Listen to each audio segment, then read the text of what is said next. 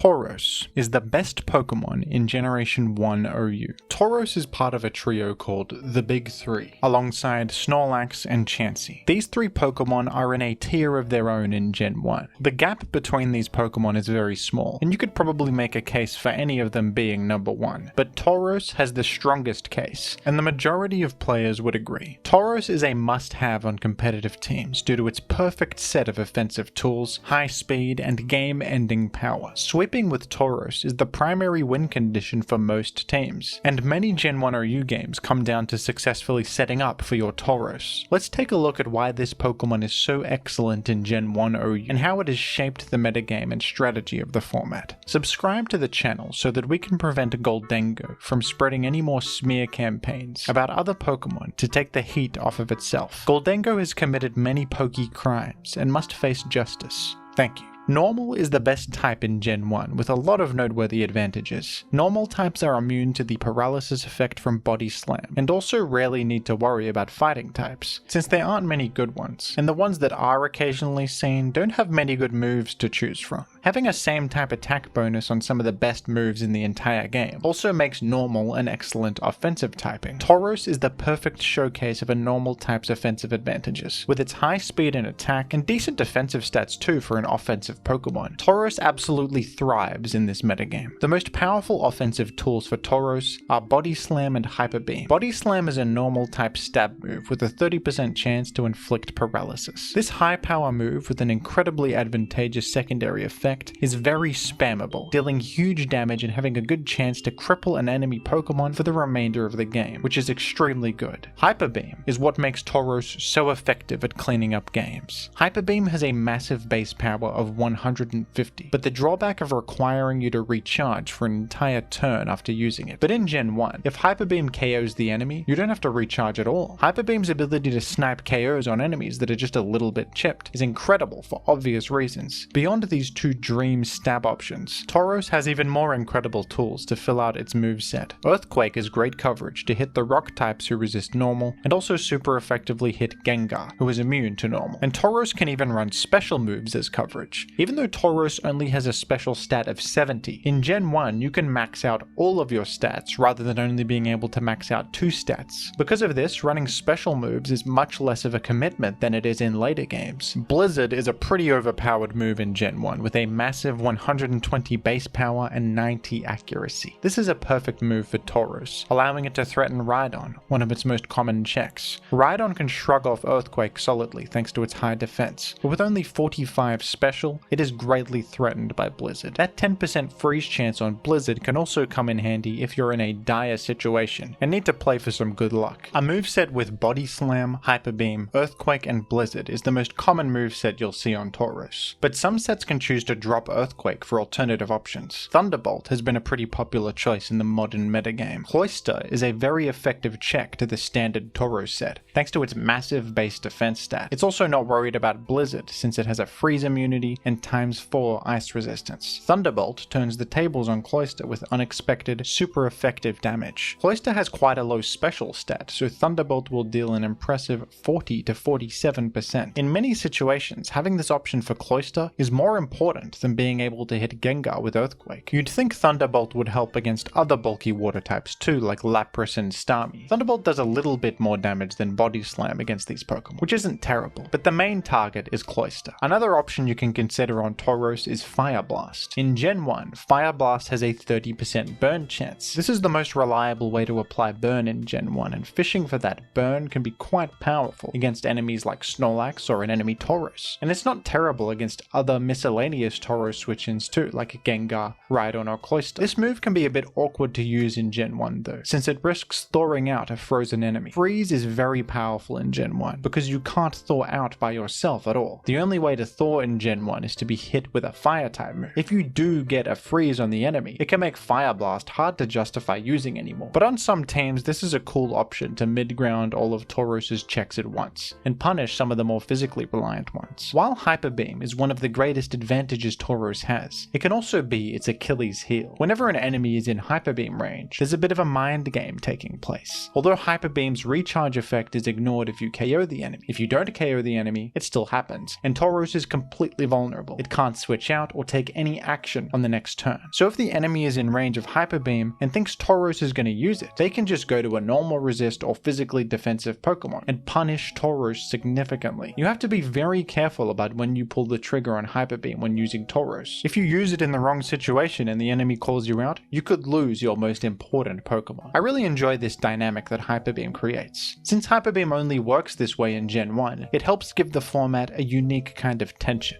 Hyper Beam may be powerful in Gen 1, but it does come with a significant opportunity cost. I've always thought it would be cool to see a modern move that mimics the design of Gen 1 Hyper Beam. Another fairly modern adaptation to Tauros is the use of Reflect. Reflect works differently in Gen 1 than it does in later games. This move grants a Pokemon double defense until they choose to switch out. Ever since it was discovered that normal types are immune to body slam paralysis, and this change was implemented into battle simulators, Chansey and Snorlax started to use Reflect sets a lot more in order to 1v1 Tauros. Other Reflect users or defensive walls have to worry about body slam eventually paralyzing them, which can help Tauros break through, but not Chansey or Snorlax. Tauros really struggles to break through these Pokemon when they have a Reflect up, and is vulnerable to getting Thunder Waved or just worn down by attacks. These bulky normal types with Reflect are some of the most solid answers to Tauros in the game. Another niche normal type that can 1v1 Tauros with Reflect is actually Porygon. Although its stats aren't very impressive, access to Reflect and that valuable Slam Paralysis immunity are powerful traits. This is mostly useful if you can't afford to use Reflect on Chansey. Porygon is basically a mini Reflect Chansey. It's not as good, but it can free up Chansey's move slots and improve your team's matchup against Tauros and Snorlax. This video by Reverend goes into more detail about Porygon's niche advantages in Gen 1, and many other interesting examples of weird Pokemon choices in competitive. Check it out if that sounds interesting to you. The elite status of Tauros in Gen 1 OU is pretty interesting. The other two members of the big three ended up having much more successful careers in later games. Chansey got an all-new evolution, Blissey, who has been a premier special wall and utility Pokemon in almost every single generation. Even Chansey itself got a big glow up with the release of Eviolite in Gen 5, giving it some legitimate advantages over its own evolution. In the very next generation, Snorlax went from a top tier Pokemon to a god tier Pokemon. Snorlax is firmly the strongest Pokemon in Gen 2, even outranking every single legendary in the game. In Gen 3 and 4 it also remained a relevant presence in OU, but Tauros has never seen as much success as it did in Gen 1. Gen 2 added the all-new Steel type, a new normal resistance, and one of the best and most common defensive types from then on. Hyper Beam was also fixed to no longer bypass the recharge effect on KO. Normal types were no longer immune to body slam paralysis, and fighting became an actual type, with good stab moves and more good Pokemon. The role of Tauros as a powerful normal type physical attacker was no longer as valuable, and from Gen 4 onwards, it fell all the way down to the depths of NU. It would never be ranked higher than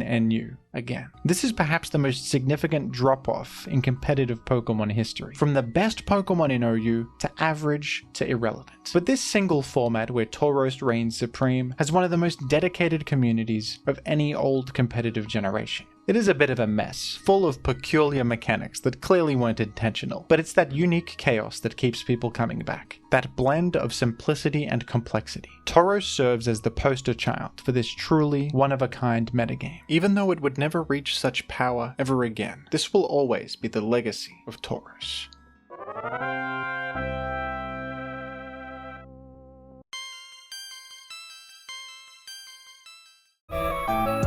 KO by one hit! It scattered spikes! The money got different, 'cause of what I'm spending.